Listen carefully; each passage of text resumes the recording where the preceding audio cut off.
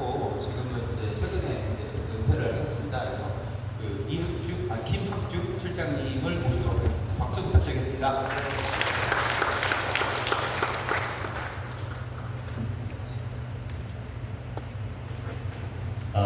조금 전에 한토신 팀장님께서 이제 부탁 방식을 너무 잘 설명해 주신 것 같아요.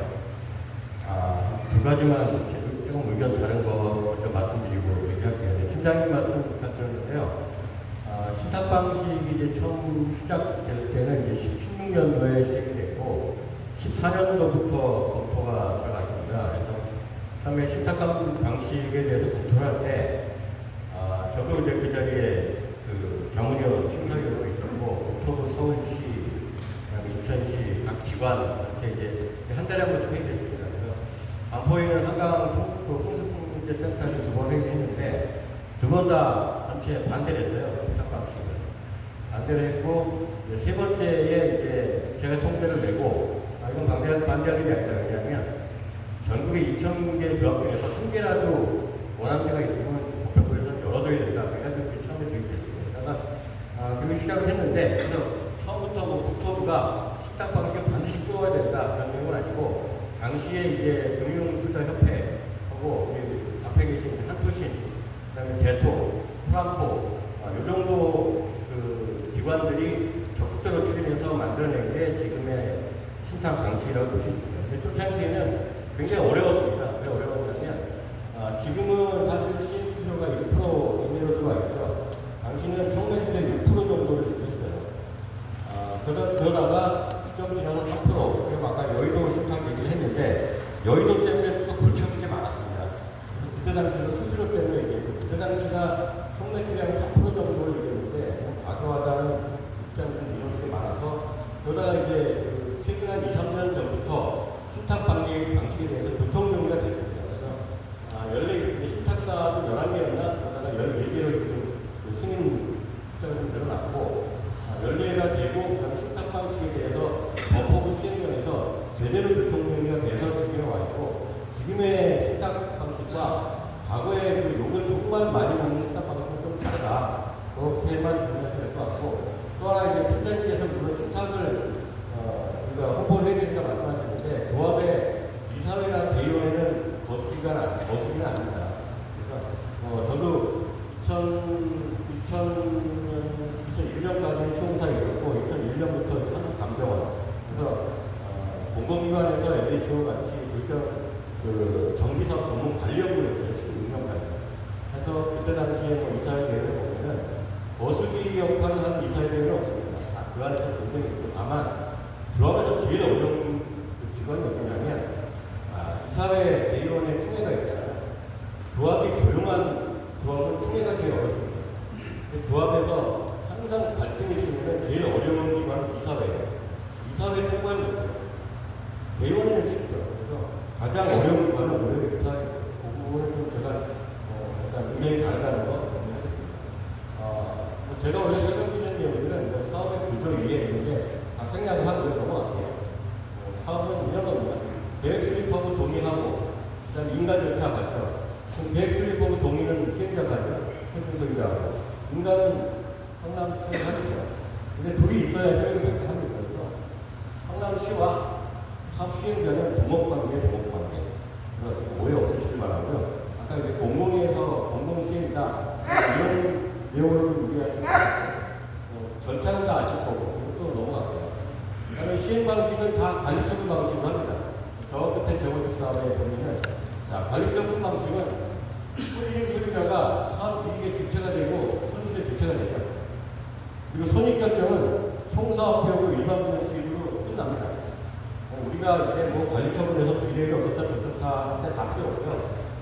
조합의 손익은 일반분양가랑 총사업비 이 두 가지로 결정돼요. 또 하나 있죠. 용적률. 그래서 우리가 사업성을 얘기할 때 분담금을 가지고 사업성을 얘기한다면 용적률, 일반분양 수익, 총사업비 이 세 가지로 모든 게 결정이 되고, 그 다음에 이게 조합분양까지 얘기하고 종전산업까지 얘기하고 다 필요 없어요. 이 두 가지는 결정된 사업성을 나누는 역할을 하는 겁니다. 그래서 그런 점 있어서 이게 이제 발전 방식이고, 결과적으로 사업 시행을 어떤 방식으로 하든 간에 다 조합 토지 소유자의 이익과 손실로 다 걸어갑니다. 우리가 사업성 개념 하면은 다들 우리가 분담금만 얘기해요.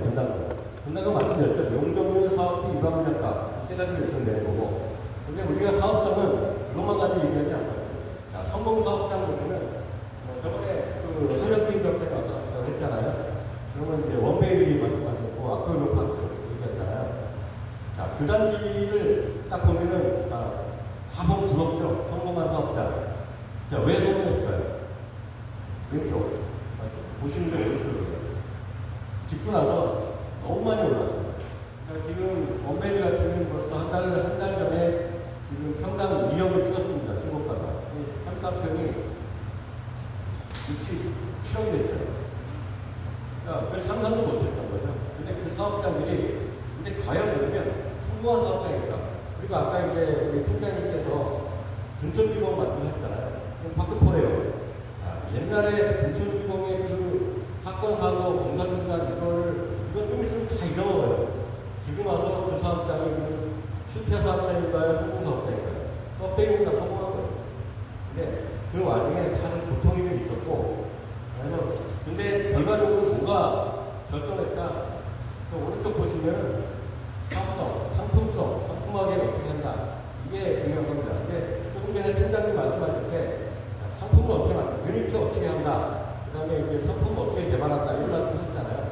아까 또 한양기 적장님 그분 유명해서 말씀드리면 그분이 강조하는 게 또 그거예요. CN에서 역할하는 거. 아마 이제 CN과 PM은 법적으로 정리된 건 하나도 없습니다. 없고 이제 서울시 조례에서 시공사 선정할 때 그 전문 엔지니어링 업체의 도움을 받을 수 있다니 문구 하나 때문에 CM과 PM이 있는 거고, 근데 의외로 대규모 사업장이 PM, CM 없는 데가 없어요. PM이 없으면 CM이 있고 다 있습니다. 있고 그 중에서 좀 업체 큰 데가 하는 데도 있고, 다만 업무 정리는 안 돼 있어요. 그러니까 한현희 적장님처럼 그 어떤 상품화계 쪽으로 좀 집중하시는 분이 있고, 어떤 PM은 오로지 원가만 가지고 보는 데도 있습니다. 둘 다 역할은 둘 다 합쳐야 되는데 그건 좀 아쉽죠. 어쨌든 사업성 개념은 분담금과 이제 상품화계이고, 예를 들어서 우리 지역이 제 얘기 좀 하면 저는 이제 서울에 집이 있는데, 자, 우리 집도 이제 재건축한다고 준비위원회가 수준 중입니다. 신통기획 좀 올리고 있는데, 우리 집이 이제 지어놓고, 제가 맨날 출근할 때마다 보이는 집, 아파트가 이제 갤러리 옆으로 트리마제고요. 그런데, 쟤네처럼 47층짜리에 저 정도 고급택이 될 수 있을까? 만약에 될 수 있다면 저는 상품화계로 몰빵하겠죠. 이쪽에 인당 사업비 1억 더 넣고 절로 갈 겁니다. 근데 이제 매일 고민하지만 그 단지하고 위치는 달라요. 다르기 때문에 고민합니다. 어쨌든 우리 여기 시공 하양과 시공 삼성이 판단을, 우리는 정말 아껴서 하겠다. 그러면 이제 분담금 쪽으로 가는 거고, 우리 단지가 짓고 나면은 어마어마한 가치가 있을 거라고 상품하게. 그래서 그것도 역시 아까 팀장님 말씀하신 것도 참고하시면 될 것 같고. 이건 넘어가요. 사업성하고 추정 분담금을 결정하는 논리인데 넘어갈게요. 저는 참고로 이거 하나만 보겠습니다. 자, 우리 비례율이라는 사업성 얘기 많이 하죠. 요거 하나만 볼게요. 비례율 공식은 요거예요. 분모의 종전자산 평가 총액이 나옵니다. 지금 우리가 살고 있는 아파트를 감정평가를 해도 왜 할까요? 평가의 산산마사 얼마인지를 정할까요? 그게 아니고요. 그 사람의 평가액을 정하면 전체의 그 사람이 갖고 있는 지분이 나와요. 숫자 지분이 나와요. 그것 때문에 안 돼요. 돈이 얼마나 제일 중요한 게 아니에요. 분모의 뭐죠? 저희 지금 공식이 좀 처음 보는 공식이죠. 저금자가의 빼기 분담금 총액. 이게 사실은 비례율 공식이에요. 비례율 공식은 원래는 이걸로 알고 있잖아요. 근데 여기 잘 보면요. 자, 일반 분양가액 플러스 저분양가 빼기 사업이잖아요. 이 공식은 저게 돼요. 왜냐하면 일반 분양가액을 저 뒤로 돌리면은 저분양가 빼기 총사업비 더하기 일반 분양가잖아요. 요거 값을 치면은 총사업비 빼기 일반 분양가거든요. 총사업비 빼기 일반 분양가는 저건 총 분담금입니다. 저거랑 똑같은 거예요. 그래서 우리가 이제 좀 오해 없으신 게 분담 종목을 하나 결정해 놓고 조합원분양가하고 중전산평가는 결정된 분담금을 어떻게 나눌 것이냐 여기에 대한 문제입니다. 그러면 우리는 사업성을 얘기할 때 뭘 고민해야 될까요? 사업성을 위해서 분담금을 줄이고자 한다면 당연히 일반 분양가하고 청사도 두 개만 보면 되는 거죠. 모르지. 다 필요 없어요. 그냥 보고. 또 하나 볼게 할 거 있어요. 용적률. 용적률 이렇게 올리면 당연히 일반 분양가가 올라갔기 때문에 뭐 세 가지입니다. 우리가 지금부터 알리처분 방식을 하는 게 있어서 신탁 방식, 조합 방식 얘기도 하고 한쪽에서는 비용을 줄여야 되니까 왜 청사비가 붙는 겁니다. 그러면 신탁 방식의 최대 약점이 수수료를 줄여야 되는 거 아니냐 이런 얘기도 나오고 또 다른 한편으로는 야 아니다 일반 분양가액을 높이려면 상품성을 만들어야 되죠. 그 상품성을 누가 잘해? CM이 잘해? 아니면 조중에 신탁이 잘해? 이런 거에 대해서 우리는 이제 고민을 하게 되는 겁니다. 참고로 이제 이거는 교육단 사례를 보는데 자 메리트 단지가 원웨이예요. 이 사진들은 아마 처음 보시는 사진, 이런 사진은 네이버에도 없거든요. 그러니까 저희 부동산원이 공시연구를 하기 때문에 공시연구할 때 사진들만 좀 모아놨습니다. 자, 이게 원웨이 끝판왕이죠. 커뮤니티나 특파이 끝판왕. 그 앞 단계 보면은 반포만 얘기할 수 있으니까 우리가 대포동에 있는 ROS는 커뮤니티 시설 6.6제곱미터를 들어갔어요. 뭐냐면 이때 당시 유행했던 게 커뮤니티예요. 지금도 유행해요. 단지 특화하면 커뮤니티가 무조건 일본어로 나와요. 자, 원베이지가 끝판왕이고 또 끝판왕은 ROS예요. 그 전에는 고덕동이 있었고 고덕지구가 본격적으로 이런 주민 공동시설 특화형을 집어넣으면서 대포로 퍼지고 반포는 이제 고도에서 퍼진 건 아니고 반포 이제 내년 퍼스트에서 퍼졌죠. 근데 이런 단지들은 우연치 않게 아산에 있는 카페리스가 이 단지에서 지원을 했습니다. 사실은. 자, 이런 특화 단지가 있습니다. 근데 우리가 볼 때 재밌는 게 하나 있어요. 자, 이거 다 성공 사례죠. 자, 이거 다 위에는 재건축이 아니고 밑에는 다 재건축입니다. 재건축인데 아멜스가 성공 사례가 껍데기보다 성공이에요. 자, 원베이비 성공 사례죠. 성공 사례는 틀리지 않아요. 그리고 여기에 둔촌주공이 지금 파크포레에 들어온다고 하면은 같이 하나 붙여볼까요? 그러면은 한 요쯤 붙을 거예요, 아마 이 사이에. 자, 성공 사례가요? 성공 사례. 결과물은 보면 되는데, 다만 과정을 보면, 자, 둔촌주공에서 공사중단 미련을 먹고, 그리고 그 초기 집행부가 오랫동안 이제 집행을 했던, 정말 잘했던 집행부인데, 하루아침에 시공사와의 그 공사계약 합의했다는 것, 그러니까 빌미로 물러났습니다. 그 다음에 있었던 조합원 대표라는 분하고 자문단 대표, 성과 대표분이 이제 둔촌주공 조합장을 했을 때, 그분들 정말 잘했어요. 잘했는데 딱 하나 못한 게 시공사하고 관계. 근데 그건 거기만 못한 게 아니라 내조 용평이나 다 똑같아요.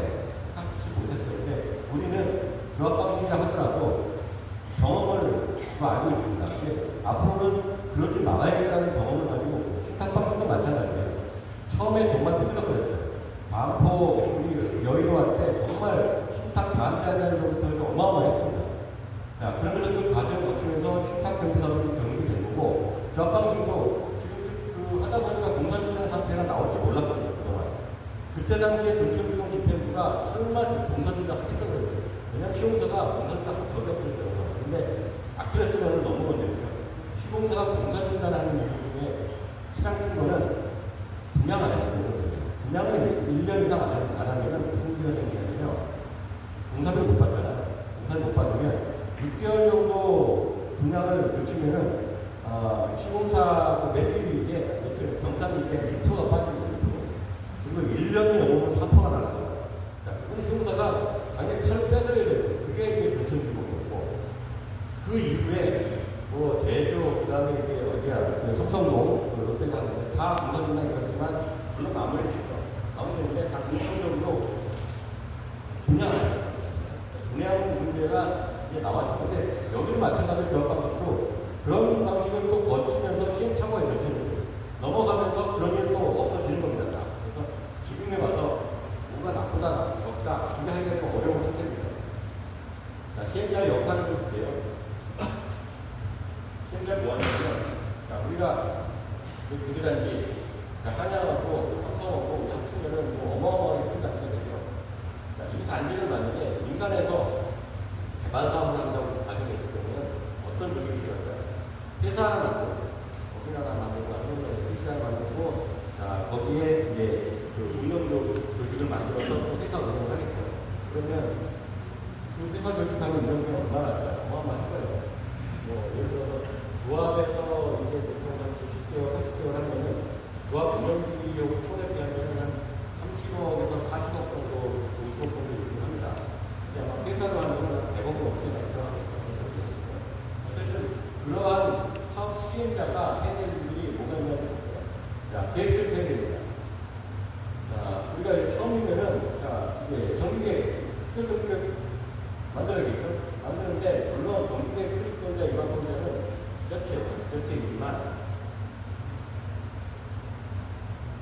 지자체이지만 어쨌든 지금 주민 제한 상태에서는 만들어야겠죠. 만들고 상품화계획 만들고 정비사업비 추정분담은 다 하나하나가 계획입니다. 이 계획 수립을 하고 토지 소유자한테 조합원들한테 동의를 받습니다. 이게 시행자 할 일입니다. 사업 구성의 중요한 게 사업 시행 계획, 관리처분, 이주철거 계획, 청산 계획 이거 다 시행자가 만들어야죠. 그러면 아까 이제 우리 팀장님께서 말씀하셨을 때 다 이제 또 오래 사시던 분이 조합장님인데 그걸 어떻게 만드냐? 다 여태까지 만들어 왔어요. 못 만드는 것도 없습니다. 네, 업체도 있고 정사업 전문 관리 업체가 있고요, 도시계획 업체가 있고 설계 업체가 있습니다. 다 거기서 만들어 왔습니다. 그러면 그 업체에 대해서 어떻게 좀 유기적으로 했냐? 못하는 거 아니냐? 신탁서만 해야 되는 거예요. 다 했어요. 다 했습니다. 다 했기 때문에 그거 못한다는 건 말이 아니에요. 다만 잘하고 잘하냐 못하냐의 문제고 또 신탁사에 대해서 전체적으로 있지만 제가 보는 신탁사는 잘하는 데가 있고 못하는 데가 있습니다. 그 해당 또 잘하는 신탁사가 하더라도 잘하는 팀이 있고 못하는 팀이 있어요. 똑같아요. 조합도 잘하는 데가 있고 못하는 데가 있고 다른 겁니다. 자, 의사결정 하죠. 운영계, 업무들 보고 업무자 이런 세상은 각각입니다. 그래서 조합원들이 좀 학교에서 게 뭐냐면 조합원들이 조합을 볼 때 이런 생각을 저 사람들은 뭐하냐, 오금만 받아먹고 이런 업체는 다 그런 조직 아닙니다. 조합 집행부를 하는 거는 어마어마한 일을 많이 해요. 계약관리 40개 이상의 계약관리를 해야 되는 거죠. 그러다 보니까 능력이 없으면 안 되는 거죠. 그리고 그 협력업체와의 유기적인 관리가 안 되면 삐걱거리죠. 그러면 힘들어지는 겁니다. 자, 당연히 공사, 설계, 전문관리, 도시계획, 자, 이거 합치면 40여 개 정도, 그리고 사업비 항목하면 55개 한 사업비 항목이 있고 다 관리해야 됩니다. 그래서 필요한 게 정비업체, 그 다음에 뭐 설계는 설계 쪽 파트, 도시계획 파트, 그 외에 필요하다면 우리가 법에서 정해지지 않지만 CF도 뽑을 수 있는 거고 또 나름대로는 회계사, 설계, 법무사, 변호사 다 전문 장관을 기대됩니다. 그리고 인허가 신청할 때 주체가 되죠. 심의 평가할 때 자, 조합이라면 조합장님이 한 대표 기관이에요. 자, 조합의 기관은 뭐죠? 총회, 대의원회, 이사회, 또 하나 기관은 조합장이에요. 사람이냐 기관입니다. 여기에 다 주체가 되어 있고요. 회계, 세무, 자금면, 결산의 주체, 총회, 대의원회, 이사회, 운영회고 심판이라고 해가지고 전체 회계 되지 않습니다. 아닌 거 아닙니다. 그러니까 운영회의도 안 하는 게 아니에요. 협의하는 회계는 거고. 자, 그 다음에 또 가장 또 중요한 건 조합원 관리 동의. 아까 이제 김천주공 말씀 또 나와서 그런데 현대건설 사업단하고 싸웠던 그때 집행부가 현대건설과의 그 업무 관계에서 실패를 했지만 잘한 게 하나 있어요. 뭐냐면 조합원 관리를 너무 잘했어요. 어느 정도냐면 신문에 다 조합 잘못하고 있는데 조합원들은 다 조합이 잘 잘했다고 해요. 모두 조합원 잘한 거예요. 그 다음에 민원 관리. 그래서 이제 조합은 자치조직이 아닙니다. 자치조직이 아니고요. 우리가 뭐 공대표 회의를 비하는 건 아니고 공대표 회의는 관리하는 자치조직이잖아요. 조합은 개발 사업을 하는 조직이에요. 개발 사업의 회사 개혁. 그래서 조합장님은 일반 조합장님이라고 보지 않고 CEO 개념이라고 보시면 되고, 자, 지금 강남 서쪽 쪽에는 조합장님들 보면은 참 많이 바뀌었습니다. 변호사님도 상당히 많고요. 변호사, 변호사님, 회계사님들 많아요. 교수님도 있고.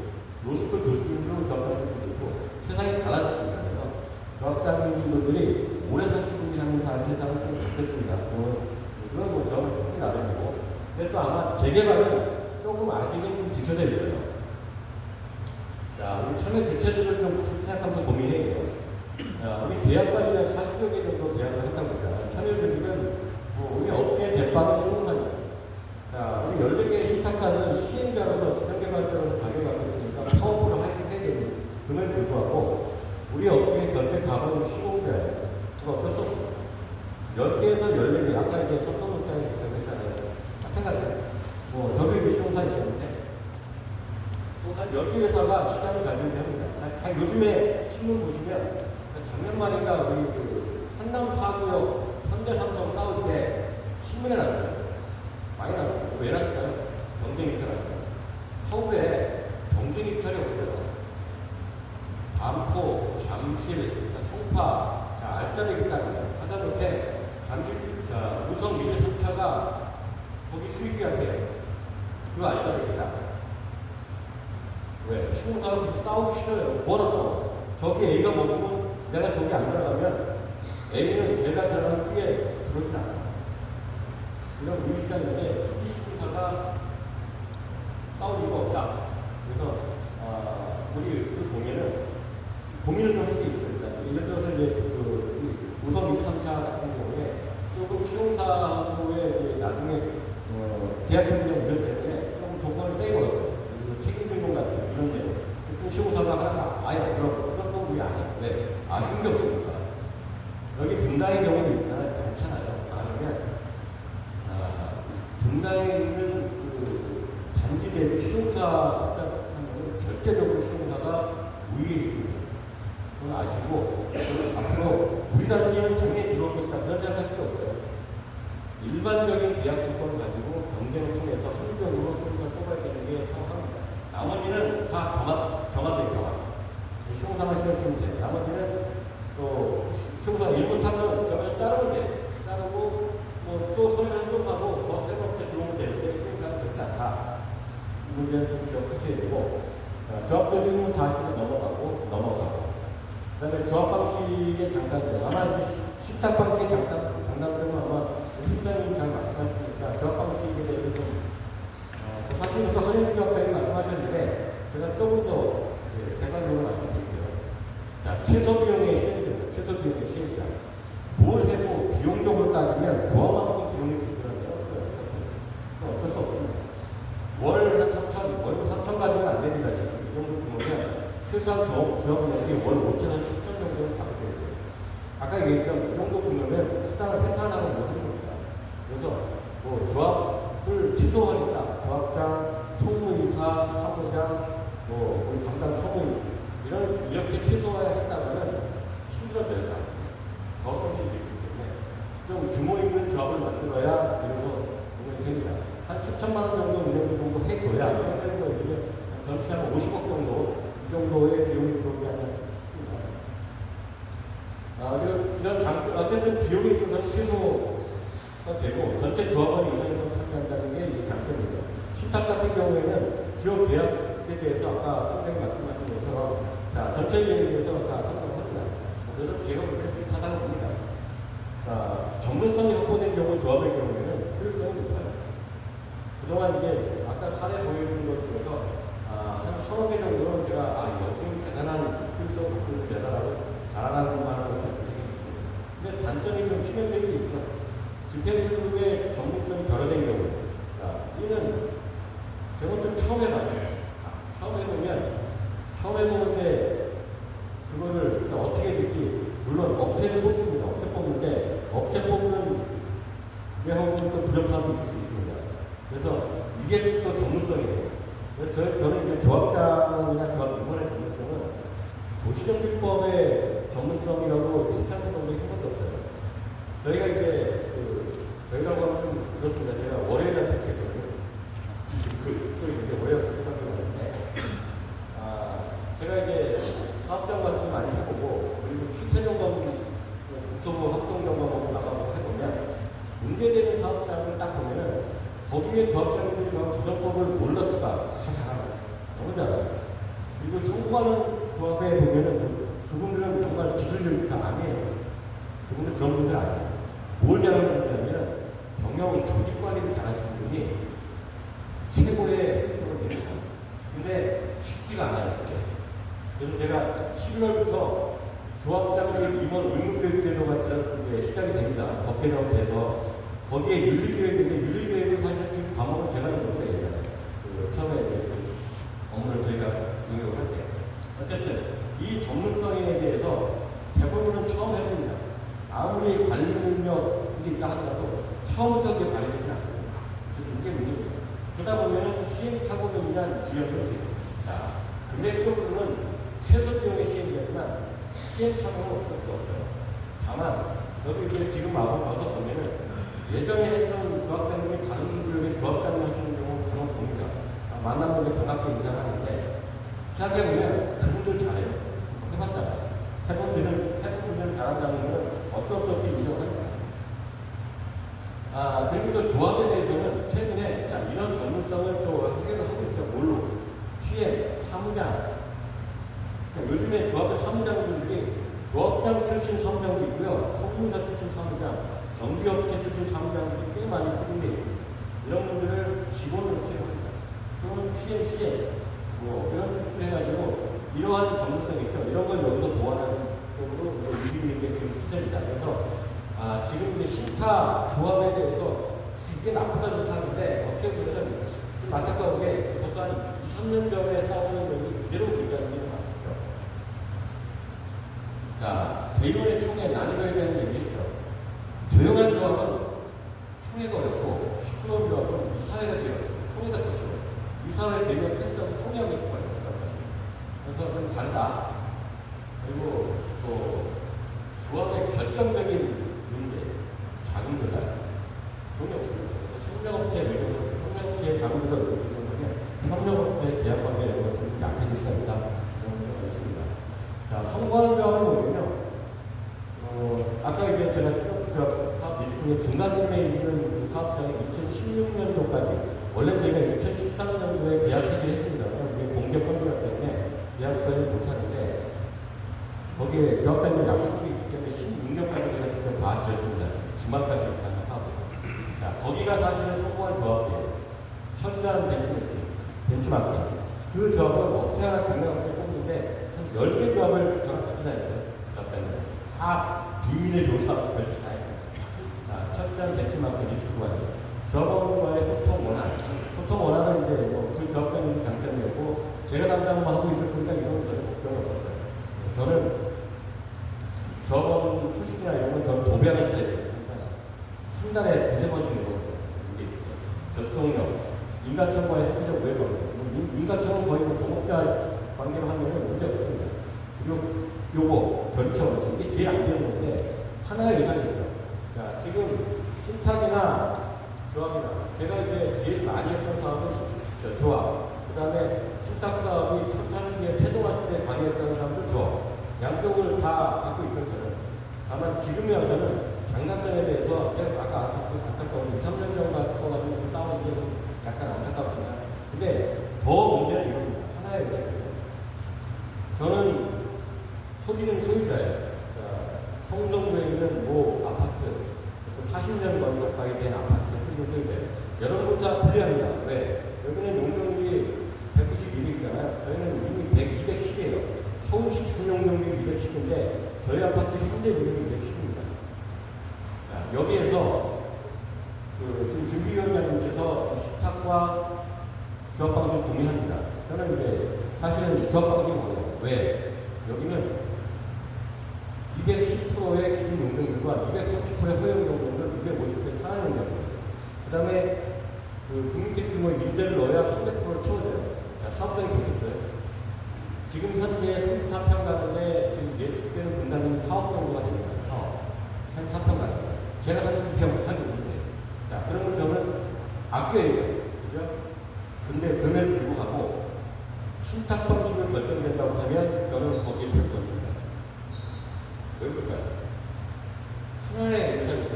하나가 결정되면 여기서 만약에 제가 반대하잖아요. 반대하면 이 사업을 어떻게 할까? 그리고 제가 신탁 방식에서 원산지 같은 건 그래도 한 인당 한 2천에서 3천만 원 정도는 신탁수를 내야 될 거예요. 그럼에도 거기 선택해요. 그게 문제가 아니고, 자, 어떤 방식을 하든 간에, 만약에 이렇게 싸워가지고 안 가게 되면은 더 큰 소리가 있을 수 있기 때문에, 요 하나의 예산이 있죠. 이게 중요한 겁니다. 지금 봐서. 요게 이제 성공하는 조합입니다. 조합이고, 실패하는 조합은, 자, 조합 집행 후에 관리 능력, 운영, 경영 능력에 대해서 여기가 부족하면은 다 필요 없어요. 무슨 뭐, 고정법을 잘하고, 무슨 건축법을 잘하고, 무슨 뭐, 보고 있고, 교수님 이건 다 필요 없어요. 안 됩니다. 이건 실패하는 거예요. 소통 안 되는 경우는 실패하는 거고. 자, 이 소통 안 되는 게 아까 이제 우리 그 식탁사 말씀하신 것 중에서 하나 있습니다. 저쪽 은평구 쪽에. 여기는 소통 문제 심각했고, 인간적으로 아까 동업관계라고 했죠. 동업자예요. 동업자끼리 싸우면 대리가 없죠. 자, 협력, 제가 같은 내용이에요. 그러니까 조합 집행부가 능력이 있다는 얘기는 관리 능력과 경영 능력이 있는 거죠. 그 얘기는 조합의 협력사들을 잘 유기적으로 업무 분장을 만들고 움직일 수 있게 한다는 겁니다. 그리고 또 이 하나의 의사결정이 아니고 어떤 뭐 신탁과 조합이 있죠. 그 외에도 여러 가지 시공사 싸울 때 정말 박빙으로 A라는 시공사가 결정이 되잖아요. 그 사업장은 한 2년 정도의 그 고통 잔재가 남아있습니다. A 손정 평가 끝내는 이거를 어떻게 하면 잘 무마시키느냐가 중요합니다. 그 집행도 중요합니다. 이거를 만약에 우리는 이런 거 다 격파할 수 있어. 격파를 하면 돼요. 그리고 우리는 이 정도는 못하겠어. 신탁, 공공 방식하면 돼요. 이거는 뭐 아까 사례 중에 하나인데, 자, 아까 이제 그림 중에 중간중에 단지가 지금 3,500세대짜리 2016년도에 준공한 단지가 있습니다. 이 단지가 2013년도에 관리처럼 변경이 했어요. 이때 당시에 벌써 10년이 넘었습니다. 이때 추가 분담금을 1억 5천만 원을 더 내라고 요구했습니다. 조합원. 원래 그 전에 조합원당 분담금 7천만 원이었어요. 그러면 분담금 2억이 됩니다. 여기 5층짜리 저층을 받았어요. 근데 1억 5천만 원을 더 내라고 누가 그 계획하고 누가 만들었어요? 제가 했었죠. 제가 그때 여기 관리했습니다. 관리해서 난리가 났죠. 그때 뭐 조합원들이 매일 서둘렀어요. 근데 이제 조합장님 저하고 딱한 얘기가 없어요. 우리가 잘못한 게 하나도 없다. 왜 그런지 발전을 했냐면 2011, 12, 13년도가 이제 우리나라 경영위기 상황이거든요. 여기 원래 평당 2,700만 원 일반 분양 예측했던 게 1,100만 원이었어요. 일반 분양이었어요. 아까 얘기했던 분담금을 예측한 건 사업비와 일반 분양가 두 개밖에 없습니다. 공정비 결정된 상태. 그리고 14년도 4월 9일 날 청약을 받았어요. 일반 분양 철새 받았는데 21일 날 정당 계약이었는데 선수대 중에서 90세대 계약했습니다. 서울에서. 그리고 같은 날 청약을 받았던 반포자리가 거기 일반 분양 200개인데 거기도 미분양했어요. 서울에서. 강남권. 왜 그랬을까요? 서울. 그리고 자 90%가 미분양이었는데 이거 이 사업장 그리고 성공 사업장이 실패한 사업장 완전 실패예요. 맞아요. 그래도 불구하고 이걸 다 극복하고 지금 나왔습니다. 나왔고 이게 아마 일반 조합장이었으면 아마 중간에 포기했을 수도 있어요. 근데 끝까지 갔어요. 그런 면에서 성공한 사업장이에요.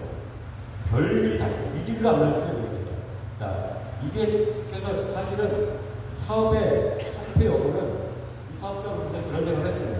저도 이제 뭐 3,000세대짜리 많이 받는데 운칠비사는 맞아요. 운칠비사. 운이 사실은 다 잘 살아요.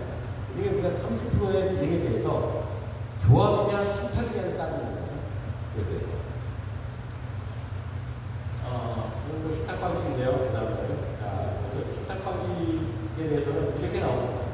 조합을 하다 보니까 홍범과 같이 자, 이런 여러 가지 문제들이 발생해요. 근데 이 사업장 같은 경우는 조합 때문에 발생한 문제는 아니에요.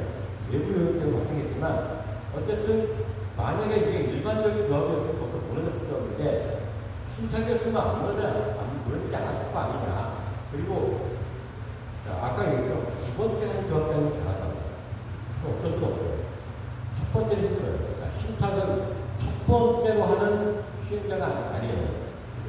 여러 개 해봤고 데이터를 갖고 있어요. 그래서 신탁사는 효율성, 시행착오를 줄이고 효율성을 갖고 있습니다. 그래서 효율적 계약 관리, 불필요한 계약 안 했죠. 아까 그 인터뷰에 대조를 보면은 말도 안 되는, 재개발이기 때문에 재건축이었다고 그런 걸 할 수가 없는데, 우선 금융 컨설팅 유연비가 50억, 그리고 허브 대출 보증 컨설팅 30억, 말도 안 되는 계약이 있습니다. 그 안에. 그냥 재개발이다 보니까 그런 게 있습니다. 재건축에는 그런 사람이 없습니다. 효율적 계약 관리, 불필요한 예산 절감합니다. 그리고 기간 단축을 통해서 수수료 이상의 수익성을 제공한다는 게 신탁사의 제한입니다. 제 얘기는 아니에요. 제한입니다. 장점은 정부사업비 관리를 쓰는 비용 절감, 적정 항목에, 그러니까 불필요한 항목을 예산을 줄이고 필요한 항목에 예산을 더 많이 집어넣습니다. 이게 효율성입니다. PMCM 자체적으로 하기 때문에 필요 없다. 이런 얘기가 있습니다. 그리고 일반적으로 상대적으로 적은 분쟁을 줄 수 있어요. 왜냐하면 조합 방식의 이제 우리가 불편한 방식은 조합 집행부를 둘러싼 민원입니다. 그리고 어디든지 선거철만 되면 굉장히 힘든 기간입니다. 그런 거 없습니다. 인허가 기간 틀 단축하라고 했지만 왜냐하면 시행착오를 안 할 수가 있기 때문에 공공시행 대비 현실 소유자 우리가 LH가 시행하는 경우는 소비등 전체 회의를 할 때 계약 한 번 한 번에 대해서 승인할 필요가 없어요. 그냥 시공자 전체국의 사업 시행 계획 정도만 전체에 오는 거예요. 근데 거기에 비해서 소유자한테 알 권리를 더 많이 제공한다. 이게 이제 장점을 얘기하는데 저는 그 장점이다 단점입니다. 우리가 공공운행이나 지정개발자 시행을 요구하는 게 뭐냐면 다 알아서 해줘. 얘네들 다 알아서 해줘. 우리한테 보고도 하지 마. 그게 시행의 압도적인 기능인데 어쨌든 여기는 알 권리를 더 많이 제공한다는 장점으로 표현하고 있습니다. 단점은 수수료. 총 매출의 0.1에서 2% 수준. 과거에 아까 얘기했죠. 처음에 그 프로를 얘기했어요. 그게 벌써 2016년 7년이에요. 그러다가 2019년도 보니까 총 매출 3%만 해도 어마어마합니다. 그러다가 이제 경쟁이 되다 보니까 목동에서 특히 목동에서 이제 처음에 1.5에 나오다가 식탁사업에서 1%를 얘기했습니다. 1% 얘기했더니 신영이가 어느새 0.67을 또 들고 왔습니다. 제일 나중에 60 정도 되는데, 이게 얘기 보면은, 분양가가 높으면, 이건 떨어집니다. 0.6에서 1% 정도로 들지 않을까 생각합니다. 그러면 세대가, 규모에 따라 다르고, 분양가에 다른데, 2천에서 4천만 원, 5천만 원 왔다 갔다 하겠죠. 그거는 계약하게 다릅니다. 근데 이게 사업 초반에 걸림돌이 돼요. 저번 한 명당 세대당 3천만 원 내라고 그러면, 어쨌든 분담금 내야 되는데, 그게 올려주잖아요. 그래서 돈이 많은 조합이다. 돈이 많다는 건 사업성이 좋은 그런 지역이다 보면 그렇죠. 신탁하는 나쁘지 않습니다. 그리고 이제 공공시행, LH 시행이 총 사업비의 6%예요. 총 매출이 아니라. 그래서 여기에 따지면은 어쨌든 LH 시행 수준은 신탁보다 작아요. 그건 어쩔 수 없어요. 근데 LH는 노후의 곳이다 보면 굳이 본인들을 원치 않는데 본인들이 이렇게 해달라고 오는 조직이 아닙니다. LH 하고 싶어 하는 데 많아요. 그런데 제가 볼 때 우리 한양이나 삼성에서는 굳이 LH에 대해서 크게 노리고 권한 적은 없는 것 같은데 그 얘기 하면 LH가 굳이 여기 쫓아올 필요 없습니다. 신탁금리 거부감이 있죠. 아까 이제 팀장님께서 공사비 절감을 50억을 했다, 얼마 한다, 50만 원 했다 하는데 그거는 지방 도시에서 발생할 수 있는 공사비들이고요. 이거 자세히 하셔야 돼요. 공사비를 절감한다는 거를 기성불로 지불할 수 있다. 기성불이라는 얘기는 뭐냐면 공사 한 만큼 돈을 준다는 거예요. 공사 한 만큼. 예를 들어서 5% 공정률이 있으면 5% 돈을 줍니다. 이게 기성불이라고 하고요. 근데 우리 재건축 재개발에서는 그렇게 돈을 주기 어려워요. 조합에서. 왜? 처음에는 있죠. 분양하면 계약금 10% 들어오잖아요. 그러면은 시공사가 5% 이상 공사하지 않아요. 그런 돈을 주면 남습니다. 근데 한 3차 정도 지나잖아요. 그러면 골조가 올라가요. 시공사 공사한 만큼 돈이 들어오진 않아요. 뒤에 들어와요. 뒤에. 그 얘기는 뭐죠? 돈을 기성불로 한 만큼 주려면 빌려다가 줘야 돼요. 근데 시공사는 돈을 기성부를 못 받아. 그러면 공사만큼 돈을 못 받고 공사하잖아. 빚을 내고 공사하잖아. 그 빚을 내는 공사비의 일정 부분 그 조달 코스트가 시공사는 도공사비에 들어갑니다.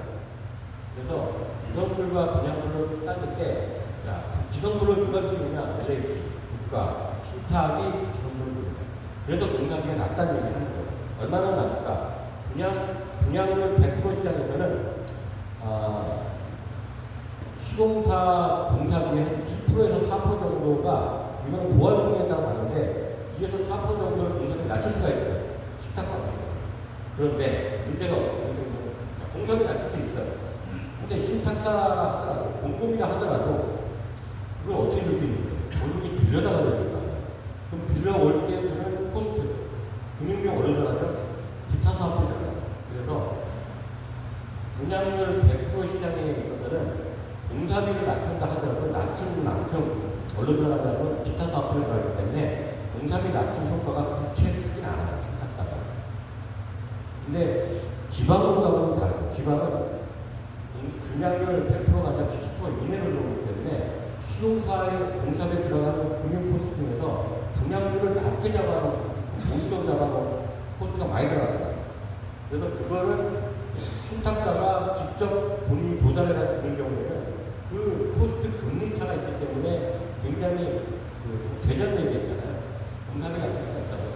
하지만 분양률 100% 수도권에서는 공사비 낮춰봐야 기타 사업비를 들어간다. 그 얘기는 오해가 없으시기 바랍니다. 그럼에도 불구하고 신탁의 장점은 뭐예요? 여기 있어요. 사업비 항목 55개 이상이 되는 항목에 대해서 효율적으로 관련합니다. 적게 들어갔을 때 적게 들어가고 상품과 관련된 사항들 더 들어가요. 예를 들어서 안팎권에 대해서 항상 보고 그런 데가 있어요. 아까 원뱅이는 돈이 많아요. 돈이 많으니까 현관 들어가면은 현관 바닥부터 이렇게 대리석, 앞쪽 대리석. 자, 대리석은 그냥 바닥재를 못 씁니다. 앞쪽으로 되어 있어요. 대리석은 칼로 하면 그냥 날아가요. 거기서부터 문을 천장에 전등장 라인으로 쭉 깔려있어요. 전등장 일반 아파트 전등에 5배 정도 되죠. 그리고 초반 상판도 웬만하면 이태리입니다. 다 그렇게 하고 그런 게요. 근데 이제 그 옆 동네에 반포에 있는 그 메이플자리 같은 경우에는 고민이 많았어요. 거기만큼 돈이 없어요. 공사 비싸요. 그러다 보니까 이런 위협적으로 하니까 우리 돈이 없으니까 내부 마감은 최소한 해주겠다. 대신 뭘로 하겠냐? 조경으로 하겠다. 조합에서 그런 걸 좀 해요. 조합 보고, 피해 보고, 사무장님이 사업을 한번 해봤던 사무장이에요. 그래서 그것과 커뮤니티를 몰빵을 하잖아요. 자, 이런 것들이 이제 효율성이죠. 효율성을 조합도 할 수 있고, 신탁도 할 수 있고, 다만 신탁의 장점은 해봤기 때문에 더 잘할 수 있다. 이런 겁니다. 그 다음에 사업비의 효율적 관리, 이런 것들이 신탁의 장점입니다. 시간이 그냥 많이 잡아먹는데, 마지막으로 이제 조합 방식, 공공 방식, 신탁 방식 구별하고, 이건 공공 얘기가 아니죠. 그것도 한번 짚고 넘어가니까 합니다. 조합 방식과 신탁 방식은 뭐 얘기 다 드렸고, 공공 방식은 중간에 있어요. 중간에 있고, LH가 우선 결정합니다. 다만, LH가 결정할 때 있어서는 무슨 뭐 정부사업 전문가협체 아니면 뭐 무슨 그 법률 계약을 어떻게 했다 이런 것 자체를 소중소유 전체 총회에 올리지 않아요. 올릴 필요는 없어요. 그거는 LH 고유 권한이에요. 다 필요 없습니다. 이건 알아서 할게요. 우리가 공공이니까 믿을 수 있잖아요. 그죠? 우리 그래서 합니다. 그래서 굳이 총회하고 뭐하고 다 필요 없다는 거죠. 뭐만 한다? 시험사 선정, 관리청 이런 것들만 총회로 올립니다. 자, 그리고 이제 장점은, LH 장점은 사업비 조달과 전문성. 근데, 뭐, 신탁이 아무리 전문성 좋다 하더라도, 신탁은 격차가 많아요. 신탁 업체별로, 업체 내 팀별로 많아요. LH는 이제 뭐, 여러분, 아예 한 팀이 들어왔으니까, 뭐 전문성 외에도, 우리나라에서 제일 건설해서 어때요? LH예요. 그런 것도 있고. 공사비도 자, 기성불로 줍니다. 하지만 기성불로 주는데 LH는 자금 조달력이 최고죠. 우리나라에서 신경 제일 좋은 데가 없어요. 국가, 중앙정부 제일 좋죠. 두 번째 좋은 데 어때요? 지방자치단체. 세 번째 어때요? 세 번째 가면 신용거지 이런 데가 공공기관이에요. 여기는 아마 3%대로 일단합니다. 물론 이제 신탁 방식이라 하더라도 신탁사에 따라서 조달 코스트는 낮아요. 다만 이것은 초기 사업비에 대한 조달 코스트예요.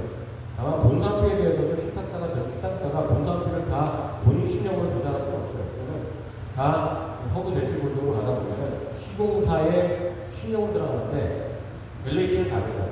신용 자체가 제일 높죠. 그래서 그런 금융비용 쪽에서는 뭐가 됐든 제일 유리하죠.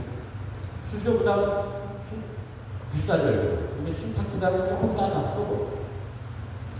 그리고 이제 우리가 뭐에 하고 있는 거냐면, 아까 얘기했죠. 신탁, 조합, LH, 2년 정도 가지고 싸우면 2년 정도, 5년 정도 가요.